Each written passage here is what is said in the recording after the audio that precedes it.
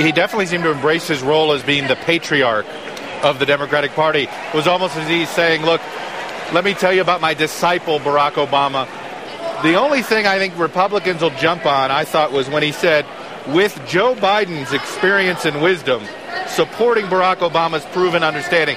This has been a theme the Republicans have been trying to jump on, which is Obama's trying to borrow Biden's experience in order to sell himself. And in some ways, this is the only line I thought that jumped out at me that said, all right, the McCain campaign's going to use that line to say, see, he's trying to, this is more proof. Even Bill Clinton thinks that Obama's trying to borrow somebody else's experience and doesn't have the experience on his own. But I'll say the most powerful graph, I think, was when he compared himself in 1992 to Obama in 08. And what I find interesting about it is Bill Clinton was repeatedly asked this question about 92 because Bill Clinton is actually was younger in 92 than Barack Obama is now. And at the time when he was asked that, he said, well, no. I was governor for over a decade. I had dealt with all these things.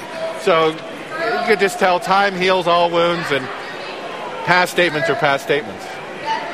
But one point you made is vitally important about the references to Biden, Chuck. There has to be a rationale if you're Bill Clinton and you want people to believe that this is what you believe. You can't just come out and say, hey, I changed my mind.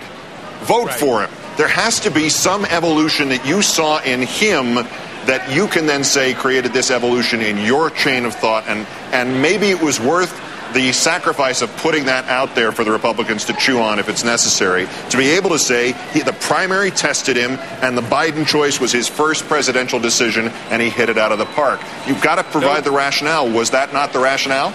No doubt. I think that's a very interesting way to look at it. Absolutely. He was making that case. It was almost prosecutorial and sort of laying out the argument as to how Bill Clinton got to the decision that he was comfortable with Barack Obama as president.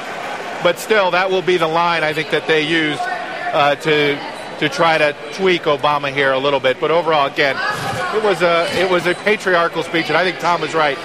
He didn't try to overshadow Hillary, and he didn't try to make it a stem winder. He just sort of enjoyed the moment. I would also suggest, Keith, that there may be a counterpunch coming for the Democrats, because all the indications are, at this point at least, that Senator McCain will try to pick somebody who can help him with the economy. Right. So they'll come back to him on that and say, what's more important to you?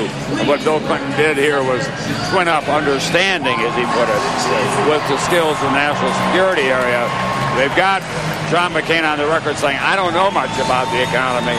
And if he goes to somebody like Mitt Romney, all the obvious conclusions will be he had to go there because he just doesn't know enough about the economy, which still registers with the American voters as the number one issue. And Keith, we are 48 hours from McCain doing this pick. The New York Times already out with a story this morning saying that the short list is what we think it is, of Romney, Tim Pawlenty, and maybe Joe Lieberman, and a fourth name that's being thrown out there, Kay Bailey Hutchison of Texas, as sort of a surprise possibility. But then again, there's a lot of folks knocking it down already.